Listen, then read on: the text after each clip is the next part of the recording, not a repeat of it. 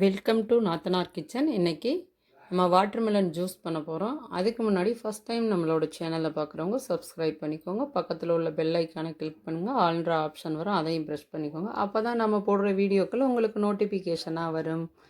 வாங்க வீடியோக்குள்ளே போகலாம்.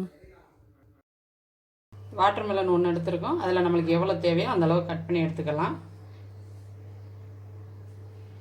ஜீனி தேவையான அளவு.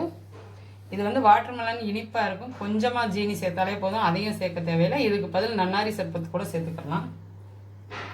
மிளகுத்தூள் சிறிதளவு.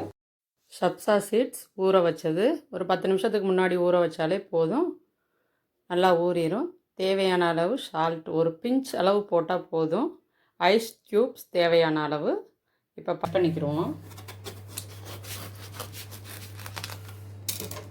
இதை எடுத்து வச்சுட்டு நம்ம இதை வந்து இப்படி கட் பண்ணிட்டோன்னா ஈஸியாக இருக்கும். விதைகள் இருந்தாலும் நம்ம ஃபில்ட்ரு பண்ணிக்கிறலாம்.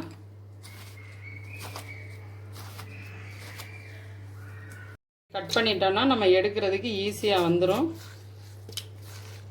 தண்ணியெல்லாம் அதிகமாக கீழேயும் சிந்தாது, நீட்டாக வந்துடும். நம்ம தனித்தனியாக கட் பண்ணோன்னா தண்ணி ஜூஸ் பூரா நிறையா வெளியில் வந்துடும். இருக்கிற அளவுக்கே நம்ம சேர்த்து தான் கட் பண்ணி எடுக்கணும். நம்ம எல்லாருமே பார்த்திங்கன்னா அந்த ரெட் கலரை மட்டும்தான் சாப்பிட்றோம். இந்த தண்ணி பழத்தில் வந்து அந்த அடியில் உள்ள அந்த ஒயிட் கலராக இருக்கிற அந்த ஸ்கின்னில் தான் அதிகப்படியான சத்துக்களே நிறையா இருக்குது. இதோடு நம்ம சேர்த்து தான் நார்மலாக பழம் சாப்பிடையிலையும் சாப்பிடணும், ஜூஸ் போடையிலையுமே இந்த அளவுக்கு நம்ம எடுத்துடணும். இப்போ இது கூடயே தேவையான அளவு ஜீனி சேர்த்துக்கிடுவோம். நான் இப்போ ஒரு 4 பேருக்கு போடுறேன். ஒரு 3 ஸ்பூன் போதும். இது பழமே கொஞ்சம் இனிப்பாக தான் இருக்கும். அப்படி இனிப்பு பத்தலைன்னா மட்டும் 4 ஸ்பூன் சேர்த்துக்கிறலாம். நம்ம ஜூஸ் போட்டதுக்கப்புறம் இனிப்பு பத்தலைன்னா சேர்த்துக்கிறலாம். இப்போ இது கூட ஒரு 1/4 ஸ்பூன் பெப்பர் பவுடர் போட்டுக்கிறணும்.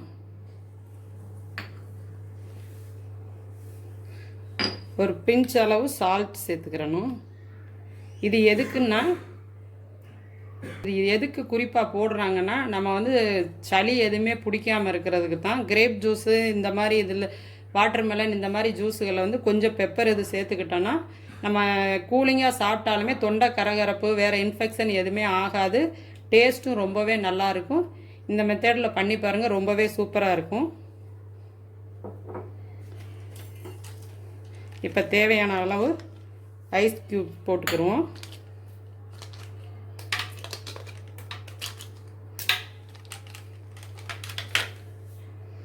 இப்போ இது கூட கொஞ்சம் தண்ணி சேர்த்துக்கிடுவோம்.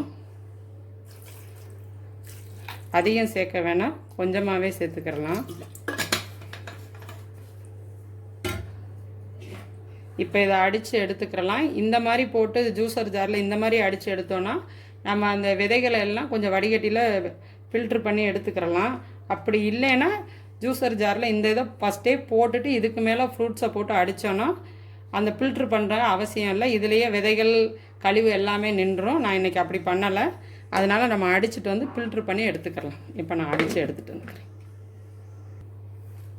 இப்போ அடித்து எடுத்துகிட்டு வந்தாச்சு. இப்போ ஒரு ஃபில்ட்ரு வச்சு அடித்து எடுத்து, ஏன்னா நார்மல் மிக்சி ஜாரில் அடித்தா இந்த மாதிரி வடிகட்டி தான் எடுக்கணும். அதனால தான் நான் ஜூஸர் ஜாரில் வந்து உங்களுக்கு வந்து அந்த ஃபில்டரை போடாமல் இந்த மாதிரி அடித்து காட்டுறேன்.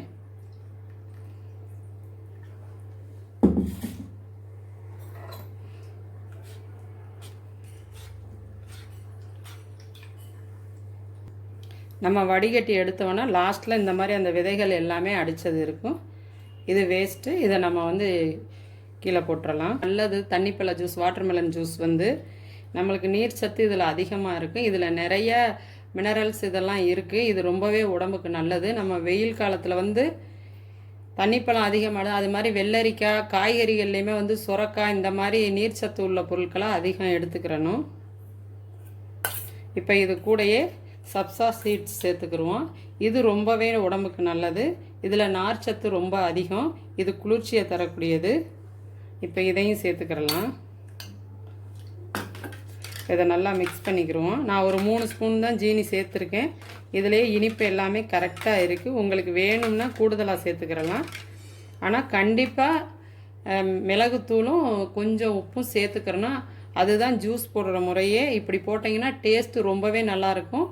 அது மாதிரி நம்மளுக்கு வந்து சளியும் பிடிக்காது, தொண்டை அலர்ஜி அந்த மாதிரி எதுவுமே வராது. இப்போ நம்ம கண்ணாடி கிளாஸ்க்கு மாற்றிக்கிறலாம்.